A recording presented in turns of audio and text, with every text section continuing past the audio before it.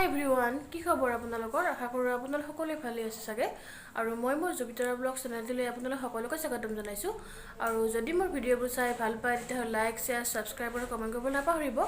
আৰু তেতিয়াহ'লে আহক আজি আমাৰ ভিডিঅ'টো ষ্টাৰ্ট কৰো এতিয়া আহিছো মই ডাইনিং ৰুমত মায়ে চাহ বনাইছে মা আৰু ভাইটিয়ে চাহ খাই আছে এতিয়া আৰু চাহৰ লগত আছে যি বুন্দিয়া ভুজিয়া আৰু কেক Baba, sakwa.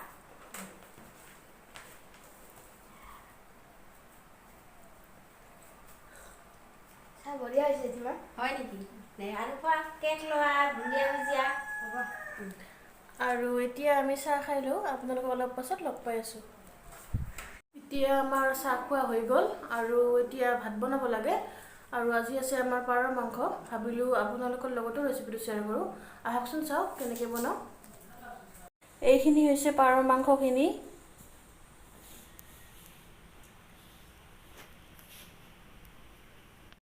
এতিয়া এইখিনি মেৰিনেট কৰিব লাগিব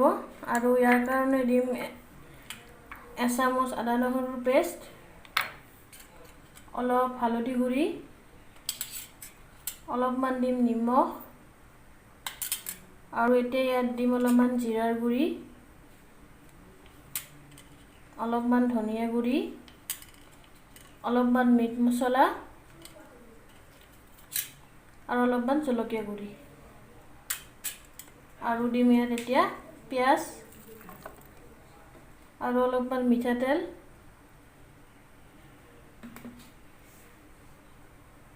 আৰু এতিয়া এইখিনি ভালদৰে সানি ল'ব লাগিব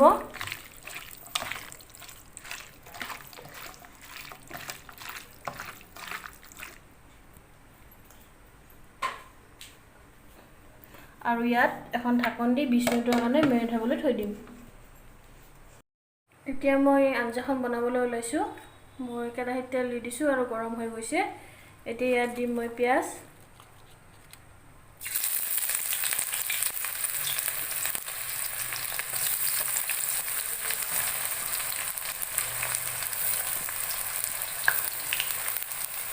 দুটা তেজপাত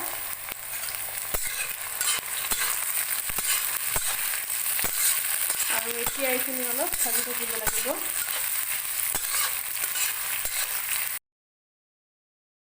এতিয়া মোৰ পিয়াজখিনি ভজা হৈ গৈছে আৰু ইয়াত দি দিম দুডোখৰ দালচিনি এটা ইলাচি আৰু এতিয়া ইয়াত আদা নহৰুৰ পেষ্টখিনি দি দিম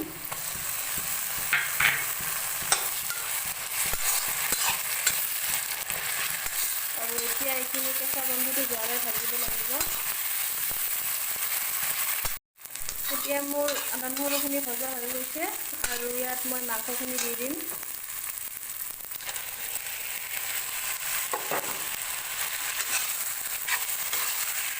আৰু এতিয়া এইখিনি মই ভালদৰে ভাজি থাকিম আৰু ইয়াত মই দি দিম এটা আলু কাটি লোৱা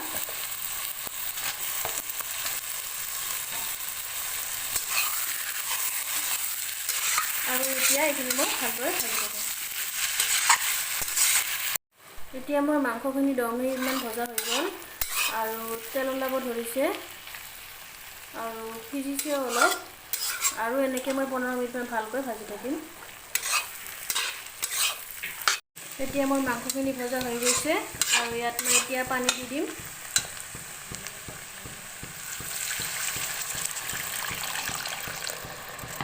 আৰু এতিয়া এইখিনি মই ভালদৰে উতলিবলৈ দিম